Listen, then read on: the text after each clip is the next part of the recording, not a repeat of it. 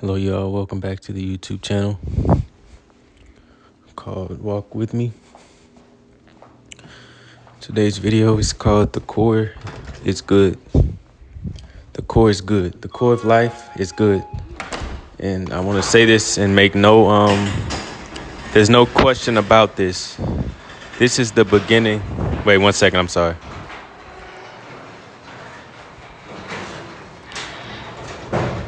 I want to say this and make no question about this. This is the beginning of our faith. This is what starts our faith. You must believe that the core of life is good. That's what the faith is in, and then you discover it for yourself. But the problem is, what's the problem? The problem is the evil. The evil is covering up the surface. It's like if you see a sidewalk and there's a bunch of dirt over the sidewalk, all you can see is the dirt. But if you just remove that dirt to the side, you'll see underneath there's a beautiful sidewalk. So this is what we all have. We have a lot of dirt on our minds, so we can't see the good things underneath that dirt. This is why the main part of this path is making sure that you don't do certain things, because certain things that you do are not compatible with this path.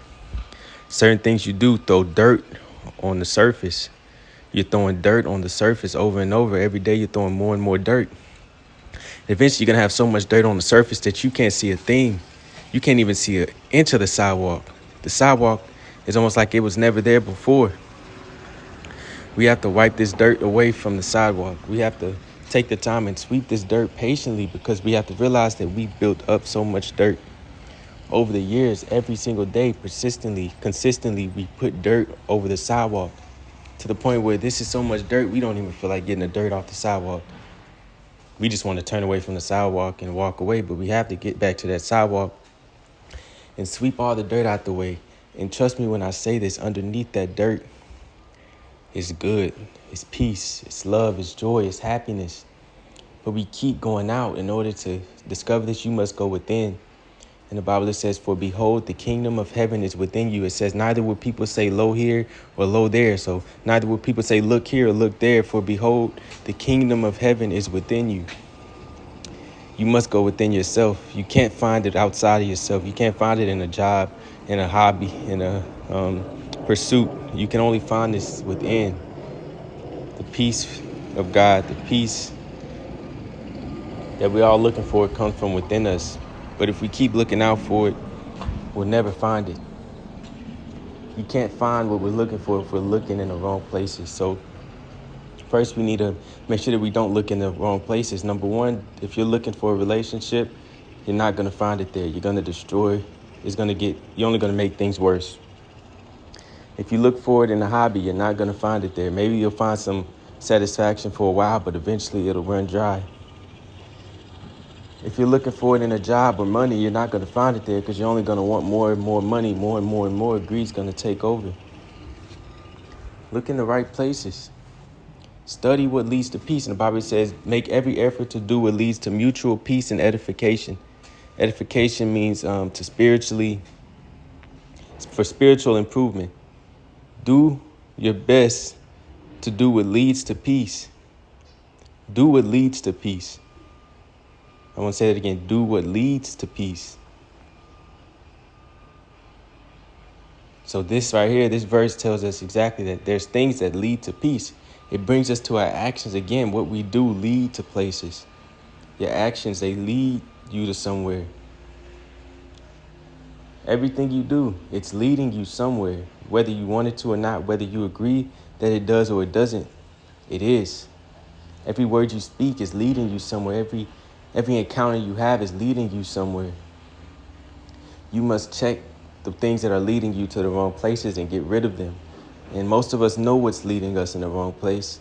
Now, the next step is to make the effort to do your best to not allow this action to keep you in bondage. These things are blinding us from the truth. They're blinding us from peace. The Bible says we cast down every imagination or I think it says petition that basically holds itself against the knowledge of God. So a lot of these destructive habits we're doing and these things that we built into this world, are blocking us from the knowledge of God, because we can't do these actions and at the same time have God with us. It's impossible. We can't continue to do evil and think that God's going to come and save us from this evil without us making the effort to get away from the evil. God comes and helps once you make the effort to separate yourself from the evil. But if there's no effort you're making to separate yourself from the evil, God won't come because he has nothing to work with. He needs something to work with. Give him something to work with. It's like you're giving him something that he can't even do anything with. It's like if you have a steak and someone gave you a butter knife. What are you supposed to do with that butter knife when you have a thick steak in front of you?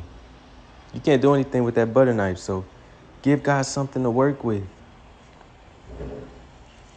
Give him something, at least try, at least make the effort. Do not fall into wishful thinking that somehow you're going to be saved if you don't make the effort to be saved.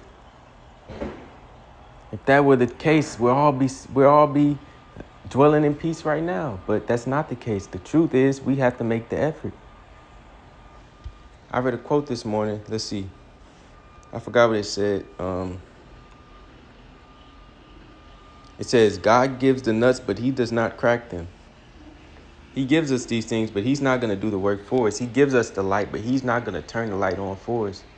He gives us the power, but he's not going to go and plug the outlet in so that we can receive the power. He gives us all these things, but he's not going to turn them on. You have to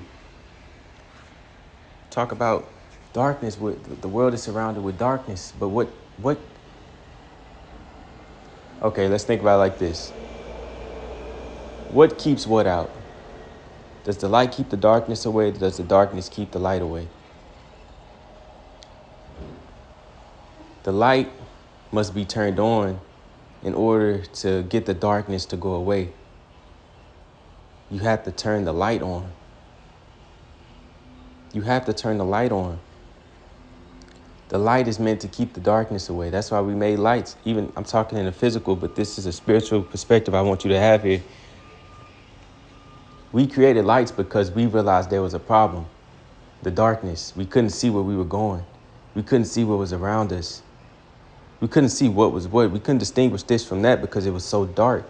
We need to be able to see what's around us. So what do? We created the light. And what does the light do? The light keeps the darkness in the way, and it shows us everything clearly in their right perspective so that we don't trip and fall over things that's right in front of us because we can't see them. This is what God is doing. This is what Jesus is trying to do when he talks to us. He's trying to turn on that light so that we can see things from the right perspective, so that we don't misinterpret what we see, so that we don't see something and think it's something else, or not be able to see it at all. He turns on the light so that everything can be seen in its right perspective. Everything needs to be seen rightly. We must have the right view and right perspective on things in order for this path to go the right way. We must understand the word, not only read it and believe it, but we must also understand it. And once we can begin to understand it, we could begin to walk in the word. We could begin to walk it in our everyday action, understanding why we do it, seeing it for yourself, that this is true. I believed it, and now it has sprung something up within me. Now I understand it. And now that I understand it, the devil's tactics are going to get a lot harder to use on me because I have understanding. So the devil tells me this, but I remind myself that I understand this. The devil tells me a lie, but I remember the truth. The devil tells me that I can't get through this, but I remember a time before where something like this came up. And what did I do? I convinced myself I couldn't get through it, but what did I do? I kept going and I got through this. The devil tells me I'm out of strength, but I remember the last time I felt like I was out of strength and I felt like I was weak, I kept going and then some strength came. We must know the truth and believe it, stand on it, walk in it so that we can have proof against the devil. We need that proof. So now I'm not just talking to the devil. I'm pointing him towards proof. I'm pointing him towards proof. Okay, you tell me I can't get through this and that I have to follow this and that this is the action I have to do and that there's no way out. But I remember a time whenever the same thing was trying to be convinced of me. But what did I do? I kept walking and the truth was right there. So you can't fool me with that anymore because I've walked in it. I've seen it for myself before. I'm not just I'm not just wishfully thinking. I've walked in this truth. I believed it and I've walked in it, so you can't fool me anymore. And if you walk in it long enough, you'll have a whole cabinet of proof against the devil. We need to build up this cabinet of proof so that we can point the devil right to it whenever he tries to convince us otherwise. Whenever he tries to convince us that we can't keep going, point him right to the proof. Remember that time whenever you tried to convince me of this before and I kept doing it? Whenever he tries to convince us that a lie is the truth, you point him towards that cabinet. I remember the time you tried to convince me of this, but I walked through it and the truth was right there. Or the time when he tries to, where temptation comes and it tries to convince you that you have to give into it. I point you towards the time where this same temptation came and I didn't give into it. We start pointing the devil towards the proof. Our actions are what protect us against the devil. Not us just reading this, but understanding it and applying it. This is what protects us against the devil.